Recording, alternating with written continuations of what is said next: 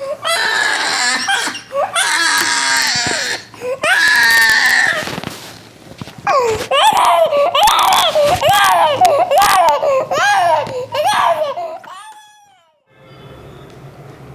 भी माँ बाप के लिए ये बहुत ही तकलीफ़दायक परिस्थिति है।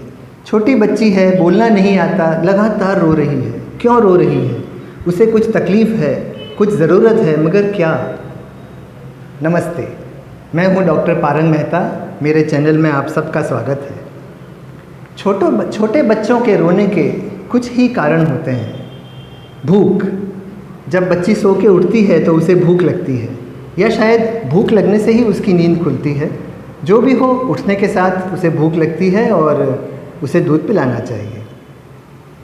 तापमान, ये बच्ची कई महीनों तक माँ के गर्भ में एक स्थिर 36 डिग्री सेल्सियस तापमान पर थी।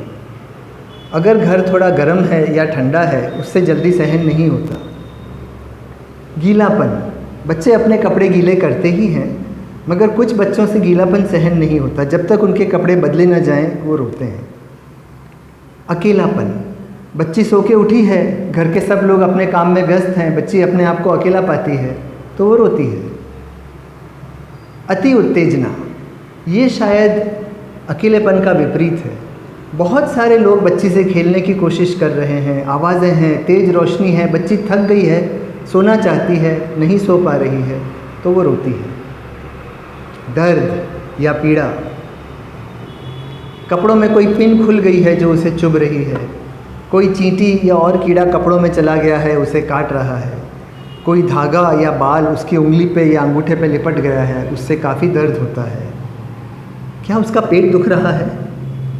जब भी बच्ची रोती है, आसपास के सब लोग यही अंदाज़ लगाते हैं, इसका पेट दुख रहा है, दवा दे दो। मगर छोटी बच्ची जो सिर्फ दूध पीती है, उसका पेट दुखना बहुत ही असाधारण बात है। नहीं दुखता है इनका पेट।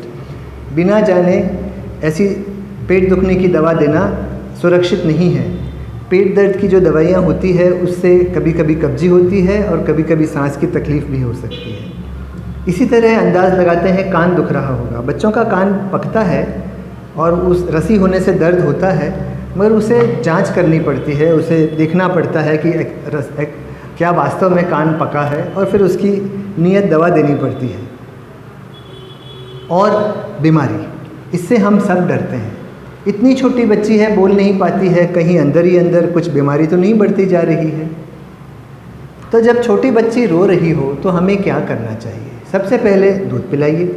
अगर वो कुछ समय से रो रही है, परेशान हो गई है, तो शायद तुरंत दूध न ले, मगर उसे गोद में लीजिए, धीरे धीरे बात करिए, उसे शांत करिए, फिर वो दूध लेगी।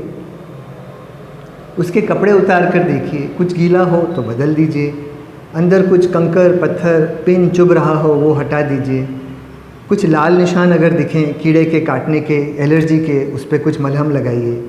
ध्यान से देखें कुछ बाल या धागा तो नहीं लिपट गया है उंगली पर, अंगूठों पर।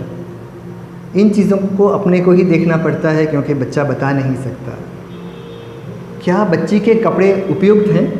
अगर घर ठंडा है तो बच्ची को हमसे एक कपड़ा ज़्यादा चाहिए, सिर्फ एक। अगर एक कमीज़ और एक स्वेटर हमारे लिए पर्याप्त है तो बच्ची को 2 स्वेटर चाहिए। बहुत सारे कपड़े अगर पहनाए गए और फिर शॉल में लपेट दिया तो वो गर्म हो जाएगी और रोएगी। इसी तरह अगर कम कपड़े हैं तो उसको ठंड लगेगी तो भी वो रोएगी। बच्ची का तापमान देखिए, बगल में एक थर्मोमीटर डालिए और 4 मिनट तक रखिए।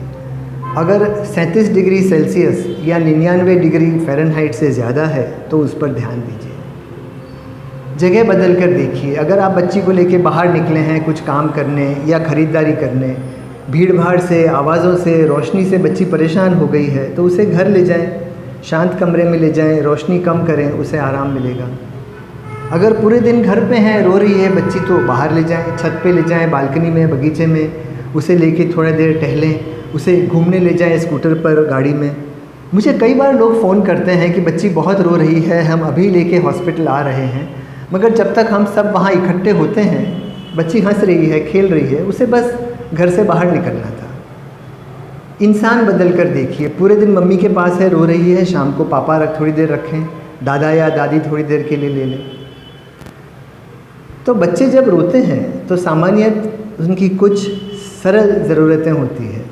बच्ची को भूख लगी है, गर्मी लग रही है, ठंड लग रही है, गीली हो गई है, अकेली हो गई है, इनका हल भी सरल है।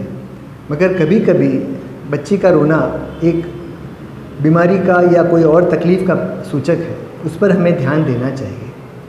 बच्ची बोल तो नहीं सकती, मगर उसके व्यवहार पर ध्यान दीजिए। जो बच्ची हमेशा हंसती है, खेलती है, आज बहुत रो रही है, रोते समय मम्मी को देखकर भी चुप नहीं होती है, बिल्कुल दूध पीना ही नहीं चाहती है, गर्म महसूस होती है, क्या उसको बुखार है?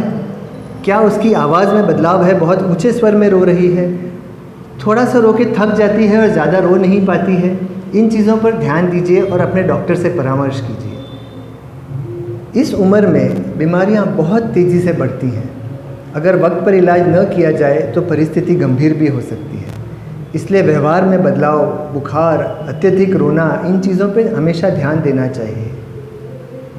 नमस्ते।